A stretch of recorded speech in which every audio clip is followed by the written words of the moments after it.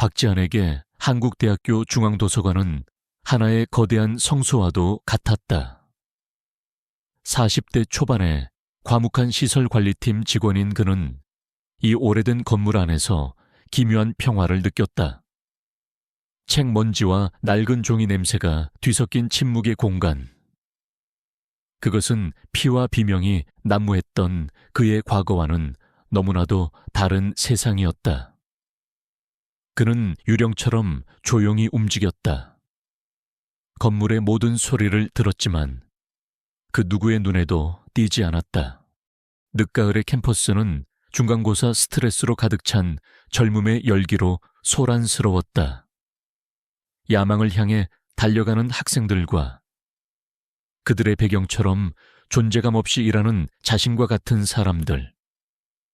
지아는 그 간극을 무심하게 바라보며 낡은 문고리를 고치고 있었다. 바로 그때 그의 귓가에 날카로운 언쟁이 파고들었다. 도서관 입구 근처에서 쉰 후반으로 보이는 청소노동자 최은희 씨가 딸에게 보온 도시락을 건네고 있었다. 그녀의 거친 손마디는 고된 삶을 증명했지만 딸을 바라보는 눈빛만은 따뜻했다. 유나야, 밥거르지 말고 제때 챙겨 먹어. 흥대. 하지만 딸인 김유나 학생의 얼굴에는 짜증과 창피함이 가득했다. 명문대생인 그녀에게 청소부 엄마의 존재는 친구들 앞에서 보이고 싶지 않은 부끄러운 현실이었다. 됐어. 애들 다 보는데 왜 여기까지 와서 이래. 정말. 유나는 엄마의 손을 뿌리쳤다. 그녀의 가시 돋친 말에 최은희 씨의 얼굴이 상처 입은 듯 굳어졌다. 언쟁은 격해졌고 마침내 유나는 감정의 칼날을 휘둘렀다. 엄마는 대학 안 나와서 무식하잖아. 내 인생에 참견 좀 하지 마. 그 잔인한 말은 비수가 되어 어머니의 심장에 박혔다. 최은희 씨의 얼굴이 속절없이 무너져 내렸다. 유나 역시 말을 뱉은 순간 후회했지만 자존심 때문에 사과하지 못하고 그대로 돌아서 가버렸다. 홀로 남겨진 최은희 씨의 어깨가 작게 떨렸다. 박지한은 그 모든 광경을 지켜보고 있었다. 그는 아무 표정 없이 문고리를 조였지만 그의 턱 근육이 미세하게 꿈틀거렸다.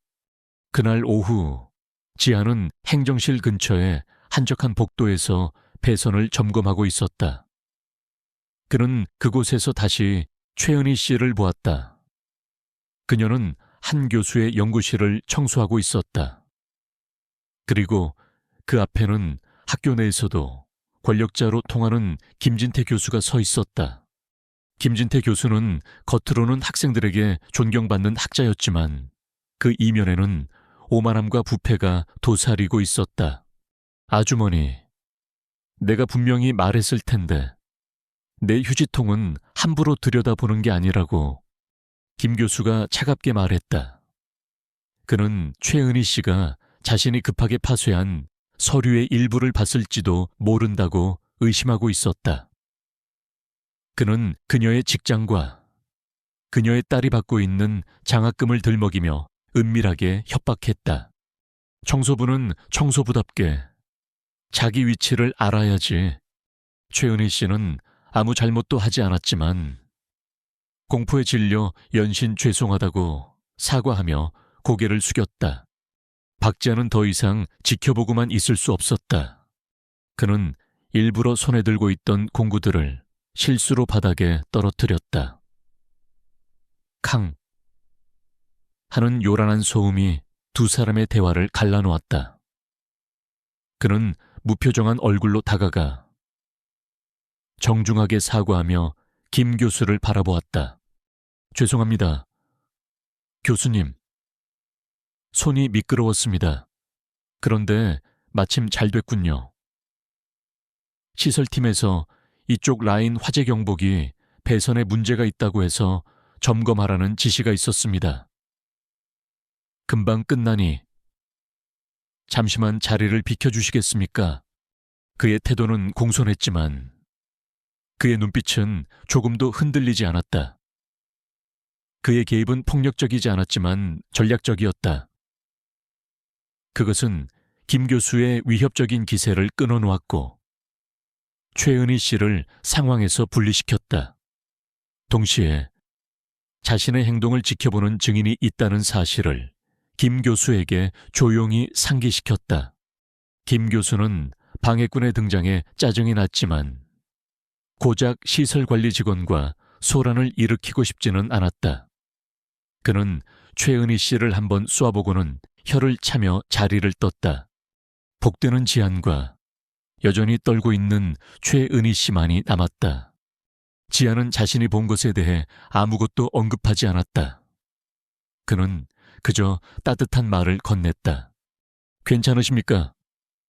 아주머니, 그는 그녀의 손이 심하게 떨리는 것을 보고 자신이 늘 가지고 다니던 보온병에서 따뜻한 보리차를 따라 건넸다. 오, 고맙습니다. 최은희 씨는 겨우 감사를 표했다.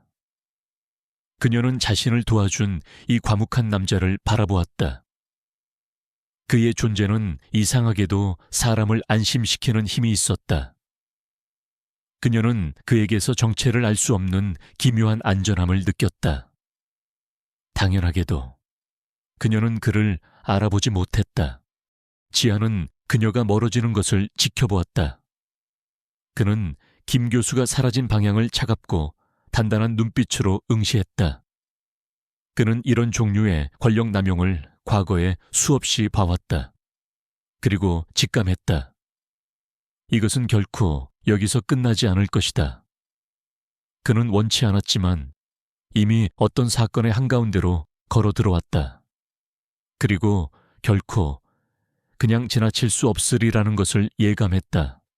다음 날부터 박지안의 동선은 최은희 씨와 미묘하게 겹치기 시작했다. 그는 우연히 그녀와 같은 시간에 휴게실을 이용했고 마침 지나가다가 그녀가 무거운 쓰레기 카트를 끄는 것을 도와주었다. 그는 자신의 행동이 철저히 계산된 것임을 드러내지 않았다. 그의 눈에는 최은희 씨의 주변을 맴도는 김진태 교수의 조교가 보였다. 그녀의 일거수일투족을 감시하고 보고하는 것이 분명했다. 지아는 불안감을 느꼈다. 김 교수는 이 일을 그냥 넘길 생각이 없는 것이다. 작은 친절이 반복되자 경계심 많던 최은희 씨도 조금씩 마음을 열기 시작했다. 고된 삶 속에서 처음으로 만난 아무것도 바라지 않는 따뜻한 영혼이었다. 그녀는 휴게실에서 지안과 마주 앉아 딸 윤에 대한 이야기를 털어놓았다. 딸을 얼마나 사랑하는지, 그리고 그 사랑 때문에 얼마나 마음이 아픈지에 대해 우리 윤아가 똑똑하고 착한 아이인데 저 때문에 기가 많이 죽어 살아요. 이 좋은 대학에 다니면서도 청소부 엄마가 창피하겠죠. 제가 대학 문턱에도 못 가본 게 아니라서. 우리 윤아는 꼭 가르치고 싶었는데 그게 도리어 아이를 힘들게 하는 건 아닌지 모르겠어요. 지아는 말없이 그녀의 이야기를 들어주었다. 그는 그녀에게서 단순히 괴롭힘당하는 피해자가 아니라 자식을 위해 모든 것을 희생하는 강인한 어머니의 모습을 보았다. 설명할 수 없는 보호 본능이 그의 안에서 꿈틀거렸다. 그는 이것이 약자에 대한 단순한 연민일 뿐이라고 스스로에게 되뇌었지만 마음 깊은 곳에서는 그것이 자신의 과거와 연결된 어떤 감정의 유령이라는 것을 알고 있었다. 그날 밤 도서관의 모든 불이 꺼지고 직원들이 퇴근했을 때 지안의 진짜 일이 시작되었다.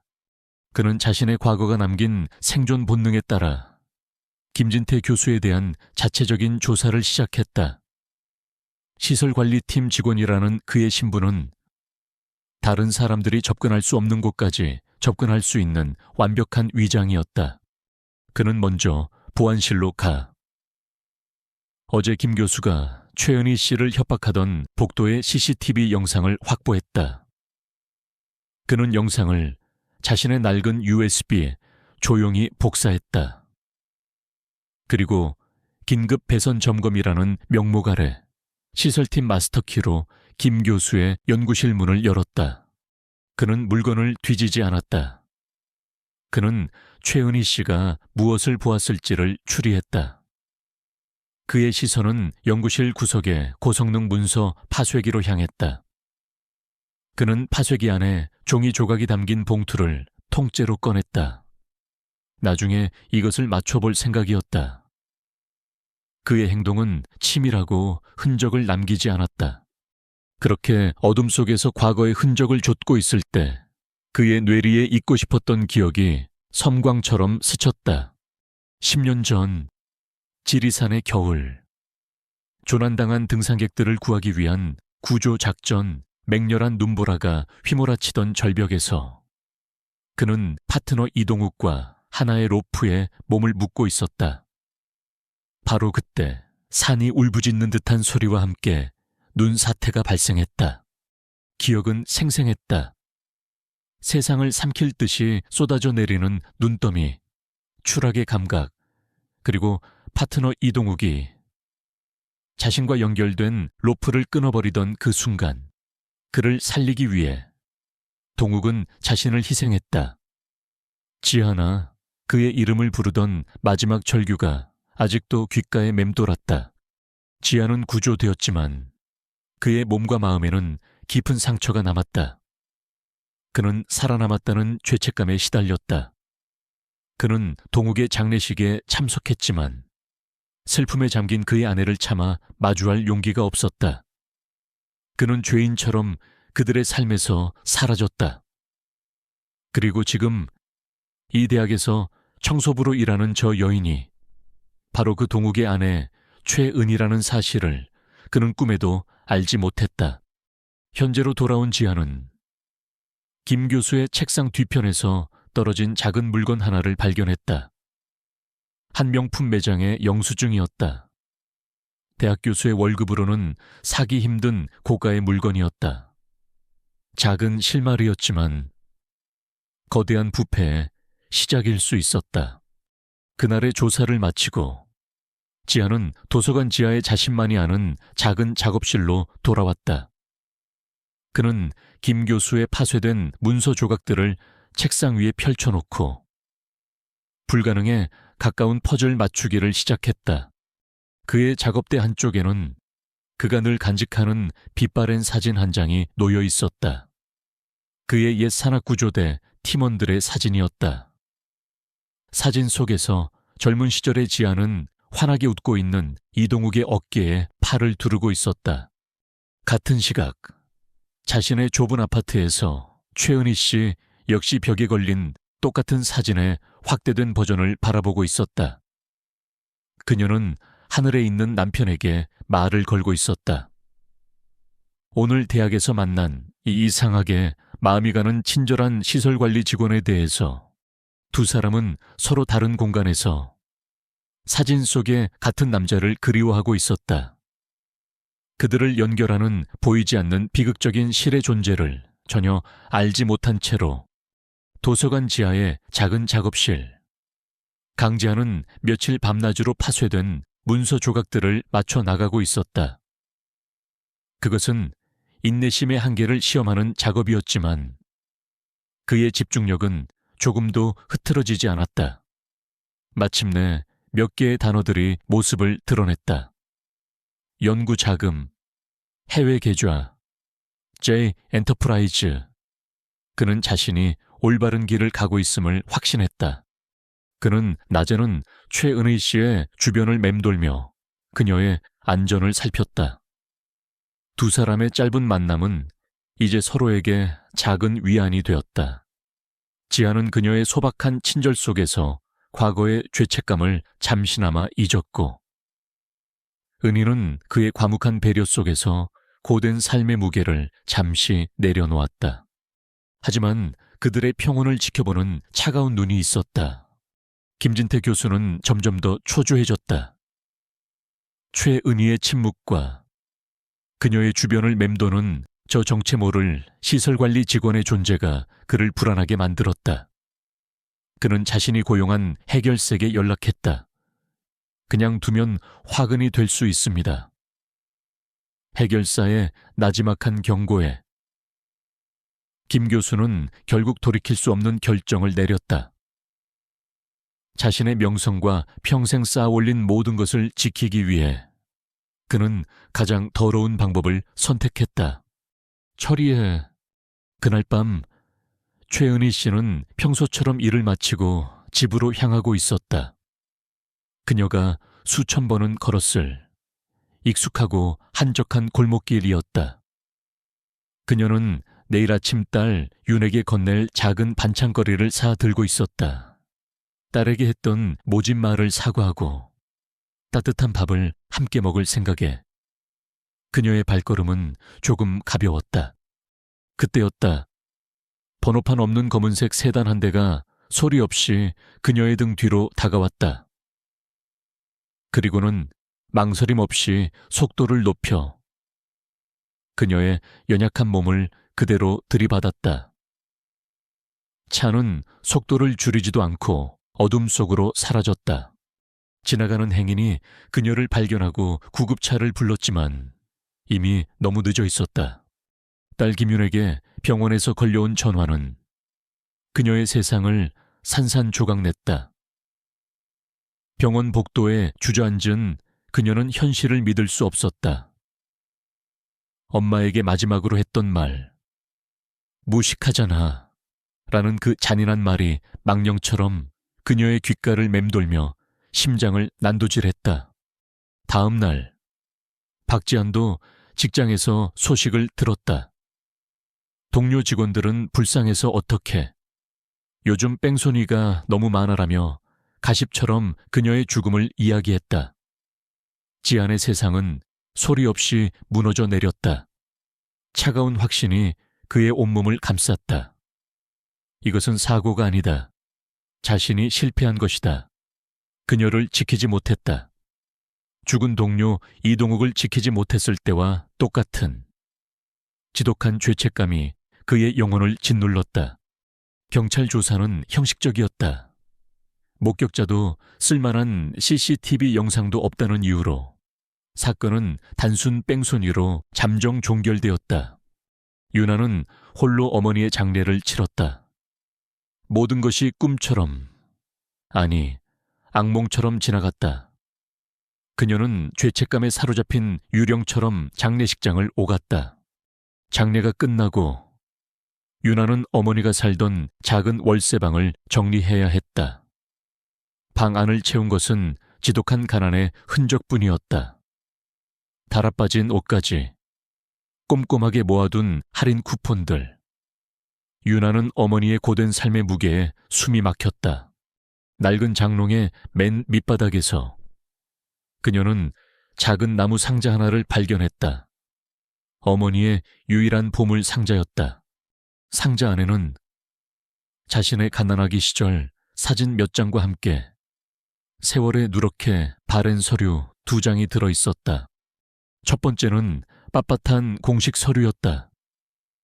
20여 년 전 날짜가 찍힌 명문 한국대학교 국문학과 합격 통지서.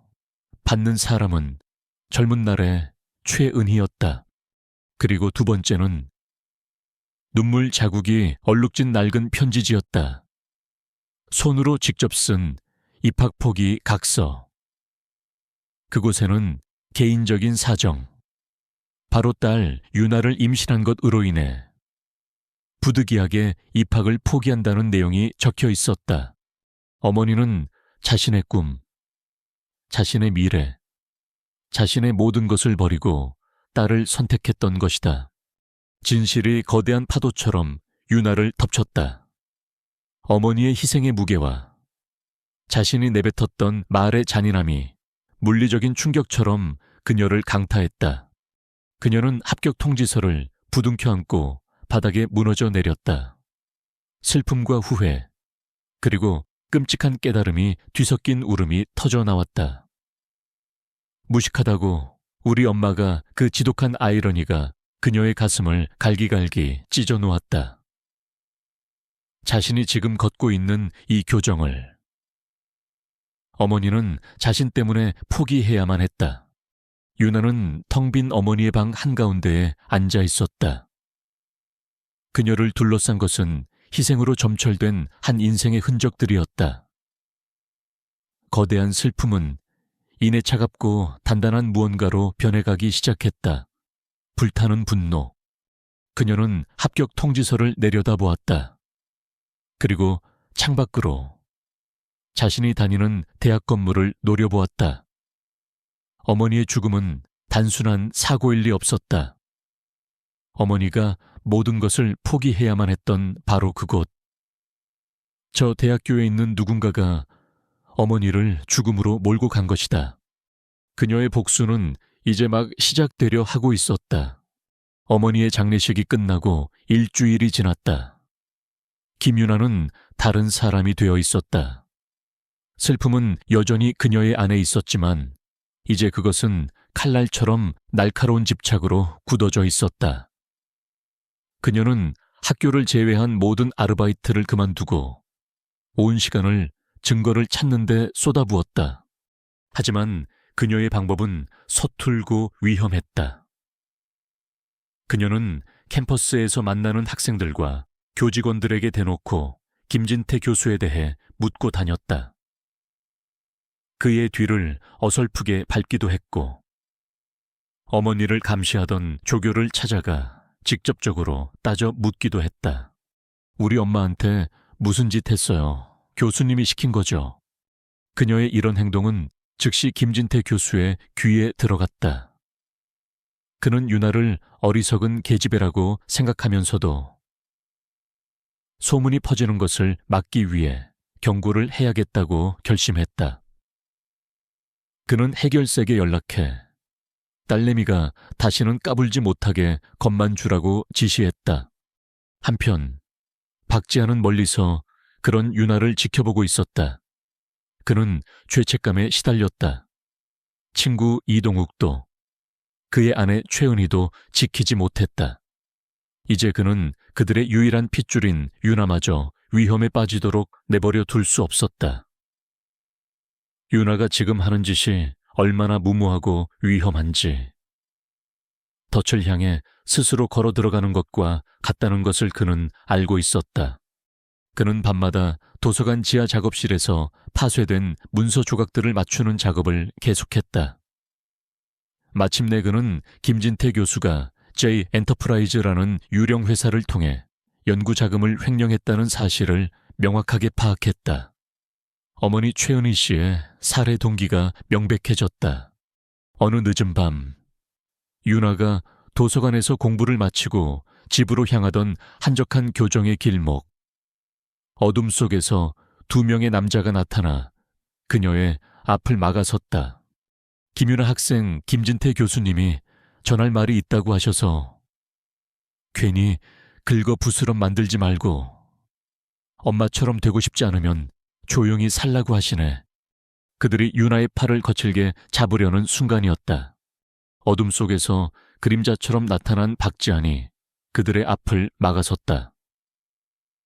이번에는 그의 개입에 어떤 망설임이나 기만도 없었다. 오직 차갑고 무자비한 효율성만이 존재했다. 그는 한 남자의 팔목을 낚아채 꺾어버렸고 다른 한 명의 복부를 강타에 쓰러뜨렸다. 모든 것은 순식간에 끝났다.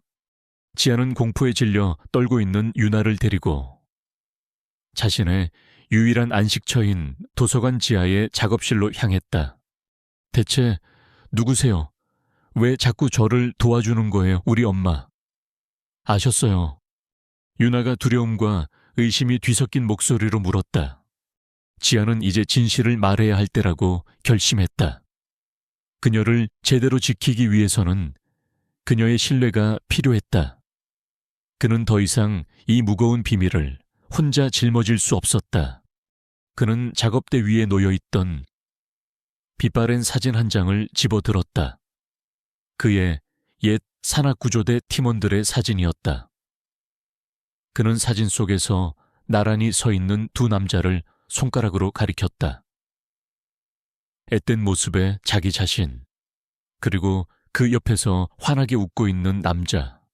내 이름은 박지한일세. 그리고 이 사람은 이동욱 학생의 아버지야. 그리고 내 가장 친한 친구이자 파트너였지. 유나의 눈이 충격으로 흔들렸다. 지아는 모든 것을 털어놓았다. 10년 전 지리산의 눈사태.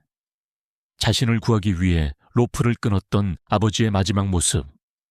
그리고 살아남았다는 죄책감 때문에 참아 어머니 앞에 나설 수 없었던 자신의 비겁함. 그는 최근에서야 대학의 청소부가 바로 친구의 아내였다는 사실을 알게 되었고, 그녀를 지키지 못했다는 사실이 평생 자신을 괴롭힐 것이라고 고백했다. 유나는 거대한 감정의 소용돌이에 휩싸였다. 자신을 지켜주던 이 의문의 남자가 기억조차 희미한 아버지와 연결된 살아있는 끈이었다니.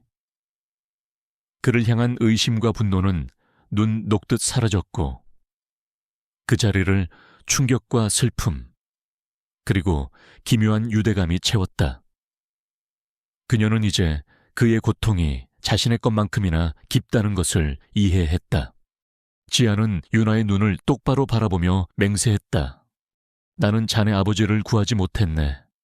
그리고 자네 어머니도 지키지 못했지. 하지만 자네만큼은 내가 실패하지 않을 거야. 자네 아버지 대신 내가 자네를 지키고 자네 어머니를 그렇게 만든 놈을 반드시 찾아내겠네. 이건 살아남은 자의 약속이야. 마침내 두 사람의 동맹이 맺어졌다. 그들은 더 이상 각자 정의를 찾는 외로운 개인이 아니었다. 비극적인 과거와 복수라는 공동의 목표로 묶인 하나의 팀이었다. 조용한 지하 작업실. 두 사람 사이의 테이블 위에는 지안이 맞춰놓은 문서 조각들이 놓여 있었고, 벽에는 그들의 잃어버린 사랑하는 사람이 담긴 낡은 사진이 그들을 지켜보고 있었다. 유나의 막연했던 분노는 이제 지안의 경험과 기술을 통해 명확한 방향을 찾았다. 지안의 외로운 속죄의 여정은 이제 살아있는 목적을 갖게 되었다. 그들의 진짜 싸움은 이제부터 시작이었다. 도서관 지하의 은밀한 작업실은 이제 두 사람의 비밀 작전 기지가 되었다. 박지한과 김윤아는 밤새 머리를 맞대고 앞으로의 계획을 세웠다. 지안이 복원해낸 문서 조각들은 김진태 교수의 횡령 사실을 뒷받침했지만 살인 혐의를 입증하기에는 역부족이었다. 그들에게는 어머니 최은희 씨가 목숨을 걸고 숨겼을 결정적인 원본 증거가 필요했다. 어머니는 분명 자신이 가장 안전하다고 생각하는 곳에 숨기셨을 거야. 유나가 말했다. 그리고 의미 있는 장소였을 테고, 어머니가 매일같이 드나들던 바로 이 도서관 안 어딘가에. 지아는 동의했다. 이제 이 거대한 도서관은 그들의 사냥터가 되었다. 두 사람은 체계적으로 움직이기 시작했다. 지아는 도서관에 숨겨진 공간들을 꿰뚫고 있었다. 잊혀진 창고, 낡은 도서, 운반용 승강기 통로, 복잡한 환기 시스템, 그리고 일반인의 접근이 통제된 제한구역 고문서실까지.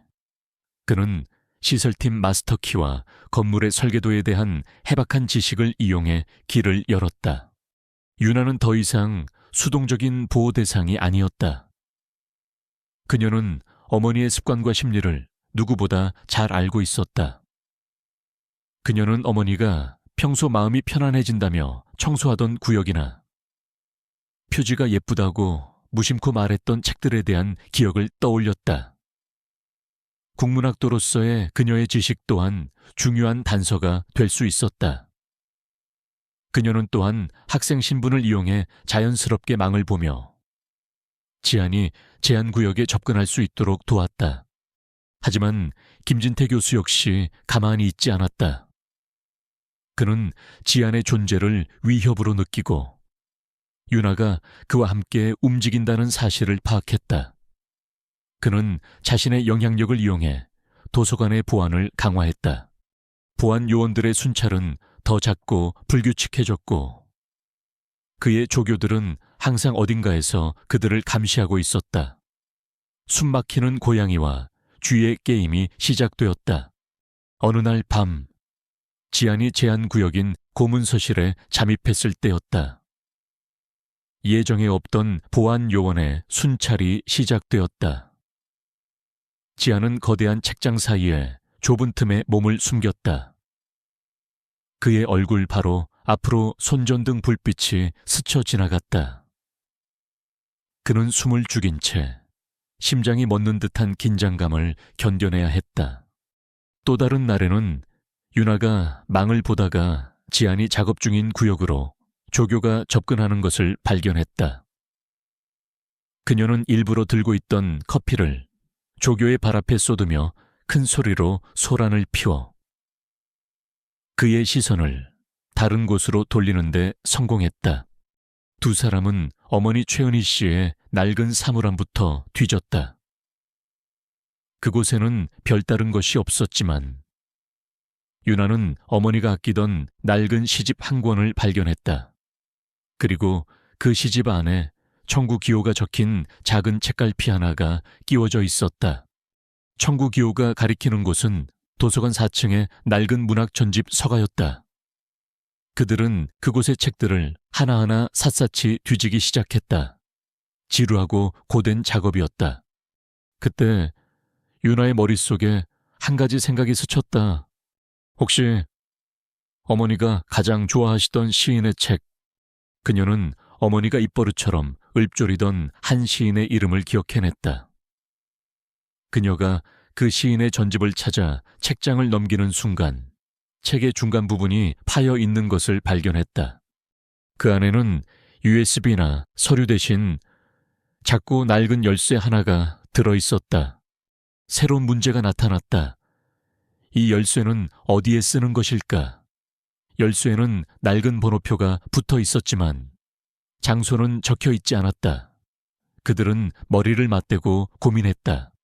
아, 지안의 머릿속에 한 장소가 떠올랐다. 일반인들은 알지 못하는 도서관의 가장 깊숙한 곳, 지금은 사용되지 않는 지하 2층의 낡은 직원용 사물함 구역. 그는 시설팀으로 일하며 우연히 그곳의 존재를 알게 되었다. 지안과 유나는 도서관의 어둡고 먼지 쌓인 지하 2층으로 향했다. 그곳은 낡은 파이프들과 버려진 가구들이 미로처럼 얽혀있는 으스스한 공간이었다. 두 사람은 손전등에 의지해 낡고 녹슨 사물함들이 줄지어 있는 곳을 찾아냈다. 그리고 마침내 열쇠의 번호표와 일치하는 사물함을 발견했다. 지안이 열쇠를 끼우고 돌렸다. 철컥 하는 녹슨 금속 소리가 조용한 지하실에 섬뜩하게 울려 퍼졌다. 그는 천천히 굳게 닫힌 사물함 문을 열었다. 두 사람은 마른 침을 삼키며 사물함의 어두운 내부를 들여다보았다. 어머니 최은희가 목숨을 걸고 지키려 했던 비밀이 마침내 그들 앞에 모습을 드러내려 하고 있었다. 낡고 녹슨 사물함 문이 신음 같은 소리를 내며 열렸다. 그 안에는 먼지가 뽀얗게 쌓인 작은 봉투 하나만이 덩그러니 놓여 있었다. 두 사람은 그것을 들고 다시 지하의 비밀 작업실로 돌아왔다. 봉투 안에는 USB 드라이브 하나와 최은희 씨가 딸 윤에게 남긴 짧은 편지가 들어있었다. 사랑하는 내 딸 윤에게, 만약 네가 이 편지를 읽게 된다면 엄마는 아마 이 세상에 없겠구나. 무서운 비밀을 알게 되었단다. 너에게 짐을 지우고 싶지 않았지만 만약을 위해 이곳에 남긴다. 부디 네가 이 편지를 절대 발견하지 않기를 신께 기도한다. 사랑한다. 내 모든 것. 어머니의 애달픈 사랑이 담긴 편지는 다가올 폭풍 전에 마지막 위로였다. 두 사람이 USB를 노트북에 연결하자 김진태 교수의 모든 범죄가 담긴 파일들이 화면에 나타났다. 해외 계좌 거래 내역, 연구비 횡령 장부, 그리고 그가 J 엔터프라이즈와 불법적인 거래를 하는 모습이 담긴 영상까지. 완벽한 증거였다. 바로 그 순간 지안의 온몸의 감각이 비명을 질렀다. 그는 모든 것이 너무 쉬웠다는 것을 깨달았다. 열쇠, 사물함, 이것은 함정이었다. 김진태는 그들이 증거를 찾도록 일부러 유인한 다음 증거와 증인을 한 번에 처리할 생각이었던 것이다. 동시에 작업실의 전등이 깜박이다 꺼졌다. 비상등이 켜지며 복도 저편에서 철컹하는, 방화문이 원격으로 닫히는 육중한 소리가 들려왔다. 도서관 전체가 봉쇄된 것이다. 그들은 사냥꾼들과 함께 덫 안에 갇혔다. 김진태의 해결사가 보낸 전문가들이 도서관 안으로 진입했다. 그들은 전술복 차림의 용병이 아니었다. 평범한 야간보안 요원이나 시설관리 직원처럼 보이는, 그래서 더 위험한 남자들이었다. 그들은 소음기가 달린 무기를 들고 조용하고 체계적으로 움직이기 시작했다. 그들의 목표는 USB를 회수하고 두 명의 증인을 사고사로 처리하는 것이었다. 이제 거대한 도서관은 그들의 전쟁터가 되었다. 이쪽입니다. 지아는 유나의 손을 잡고, 일반인들은 알지 못하는 낡은 환풍구를 통해 지하를 탈출했다. 그들이 도서관의 중앙홀로 나왔을 때 그곳은 이미 적막한 사냥터로 변해 있었다. 하늘을 찌를 듯이 솟은 책장들은 거대한 미로였고, 침묵 속에서는 작은 발소리 하나, 책장이 삐걱이는 소리 하나가 공포가 되었다. 지아는 과거 소방관이자 산악구조대원이었던 경험을 되살렸다. 그는 소화전을 이용해 복도에 물을 뿌려 적들의 발소리를 증폭시켰고, 낡은 책장 하나의 지지대를 몰래 풀어놓아 그들이 접근했을 때 거대한 책더미를 쏟아지게 만들었다. 그는 도서관의 모든 것을 무기로 삼았다. 유나 역시 무력하게 있지만은 않았다. 그녀는 학생으로서 알고 있는 도서관의 지름길과 구조를 지안에게 알려주었고, 목숨처럼 소중한 USB를 품에 안고 그를 따랐다. 지안은 적들을 하나씩 다른 구역으로 유인해 각계격파했다. 첫 번째 싸움은 불이 꺼진 희귀 고문서실에서 벌어졌다.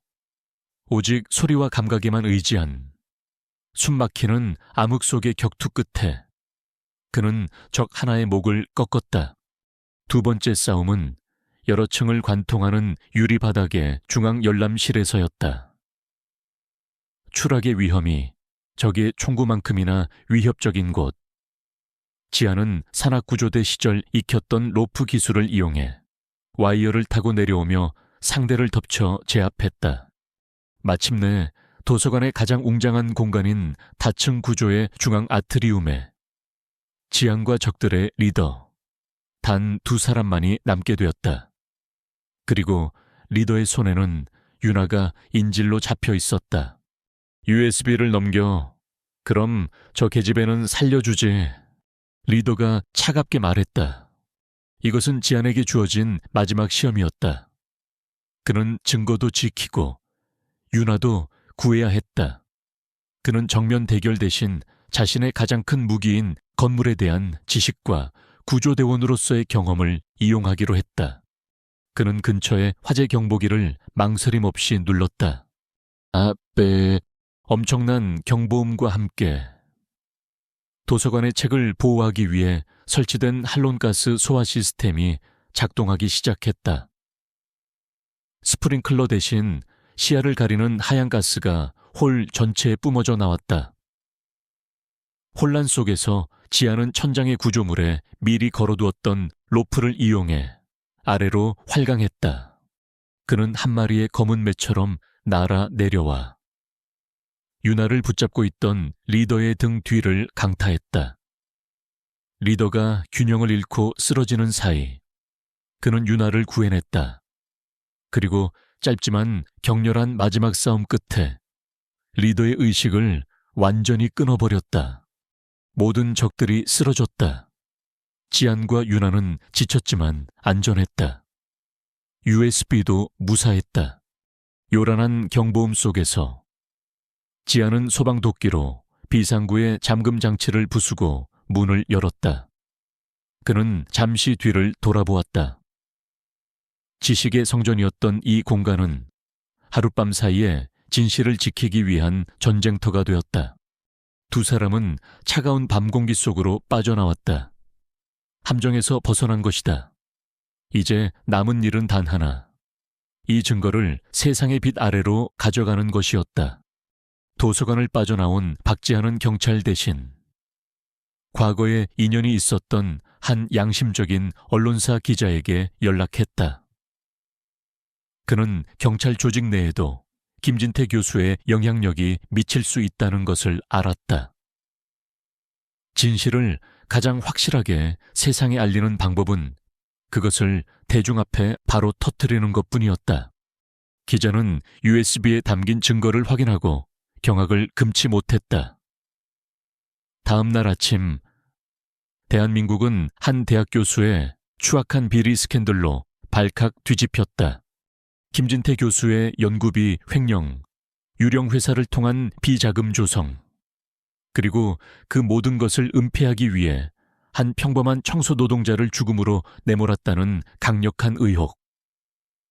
뉴스는 연일 터져 나왔다. 한때 존경받던 학자의 가면이 벗겨지고 그 뒤에 숨어있던 악마의 민낯이 드러났다. 한국대학교는 혼돈에 빠졌고 김진태는 긴급 체포되었다. 그의 부패 사슬에 얽혀있던 다른 이들도 줄줄이 법의 심판을 받게 되었다.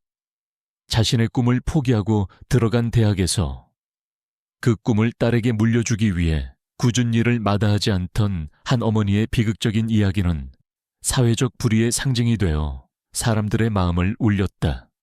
지안과 유나는 보호받는 증인으로서 모든 사실을 증언했다. 마침내 정의는 실현되었다. 몇 달의 시간이 흘렀다. 혹독했던 겨울이 지나고 캠퍼스에는 따뜻한 봄이 찾아왔다. 바로 김유나의 졸업식 날이었다. 그 시간 동안 많은 것이 변했다. 유나는 지안의 든든한 보호 속에서 슬픔을 이겨내고 무사히 학업을 마쳤다. 그녀는 더 이상 철없고 이기적인 소녀가 아니었다. 어머니의 희생의 의미를 깨달은 사려 깊고 성숙한 젊은 여성이 되어 있었다. 지안에게도 평화가 찾아왔다. 그는 도서관 시설 관리팀 일을 그만두었다. 더 이상 과거의 망령에 시달리지 않았다. 친구의 아내를 죽음으로 몰고 간 자를 심판하고 그의 딸을 지켜낸 것은 그에게 있어 길고 길었던 속죄의 끝이었다. 그는 유나라는 새로운 가족을 얻었다. 두 사람은 삼촌과 조카처럼 혹은 보호자와 피보호자처럼 서로에게 조용하고 든든한 버팀목이 되어 주었다. 지아는 유나의 졸업식에 참석했다. 그는 수많은 학부모들 사이에 앉아 익명의 보호자로서 조용히 그녀를 지켜보았다. 단상 위에서 학사모를 쓴 채 졸업장을 받는 유나의 모습 위로 그는 자랑스럽게 웃고 있는 죽은 친구 이동욱의 환영을 보는 듯했다. 졸업식이 끝나고 두 사람은 축하 파티 대신 조용한 공동묘지로 향했다. 최은희 씨와 이동욱이 함께 잠들어 있는 곳이었다. 유나는 졸업가운을 입은 채 부모님의 묘비 앞에 섰다. 그녀는 가방에서 소중하게 간직해 온 2개의 서류를 꺼냈다. 하나는 세월에 누렇게 바랜 어머니의 낡은 합격 통지서였다. 다른 하나는 방금 받은 그녀 자신의 이름이 적힌 따끈따끈한 졸업장이었다. 그녀는 두 서류를 투명한 파일에 나란히 넣어 어머니의 묘비에 조심스럽게 기대어 놓았다. 그리고 어머니에게 말을 걸었다. 엄마는 오지 못했지만 엄마의 꿈은 사라지지 않았어. 엄마 덕분에 내가 이곳에 올 수 있었으니까 이 졸업장 내 것이기도 하지만 엄마 것이기도 해. 하늘에서 자랑스러워했으면 좋겠어. 그리고 엄마, 미안해. 정말 미안해. 그것은 사과이자 감사였으며 길고 길었던 후회의 끝이었다. 지아는 조금 떨어진 곳에서 그녀가 어머니와 온전히 마주할 수 있도록 조용히 기다려 주었다. 그의 약속은 이제 끝났다. 친구의 딸은 안전하고 친구의 아내는 복수를 했다. 그의 어깨를 짓누르던 무거운 짐이 마침내 사라졌다. 두 사람이 묘지를 떠날 때 따스한 봄 햇살이 그들을 비추고 있었다. 그들은 더 이상 비극으로 묶인 존재가 아니었다. 치유의 여정을 함께 걸어온 새로운 형태의 가족이었다. 지아는 과거로부터 도망치는 대신 그것을 끌어안고 명예를 지킴으로써 자신의 목적을 찾았다. 유나는 어머니의 희생을 이해함으로써 자신의 힘을 찾았다. 두 사람은 함께 무덤을 등지고 미래를 향해 걸어 나갔다. 그들의 앞에는 새로운 시작이 기다리고 있었다. 독자 여러분께 지금까지 박지한과 김유나 그리고 그들의 가슴 아픈 가족사에 함께해 주셔서 진심으로 감사합니다. 한 줄의 제목에서 시작된 이 이야기가 여러분의 마음속에 희생과 용서 그리고 세대를 넘어 이어지는 사랑의 힘에 대한 이야기로 오래도록 기억되기를 바랍니다. 우리는 때로 가장 가까운 사람에게 가장 깊은 상처를 주기도 하지만 그 상처를 치유하고 앞으로 나아갈 힘 역시 그 관계 속에서 발견하곤 합니다. 어머니의 낡은 합격증은 단순한 종이가 아니라 자식을 위해 자신의 모든 것을 내어준 세상 모든 부모님의 숭고한 사랑의 상징일 것입니다. 부디 이 이야기가 여러분과 여러분의 소중한 가족을 다시 한번 돌아보는 계기가 되었기를 바라며 저는 또 다른 삶의 무게와 감동이 담긴 이야기로 여러분을 찾아뵙겠습니다. 긴 시간 동안 함께해 주신 모든 분들께 깊은 감사의 말씀을 전합니다.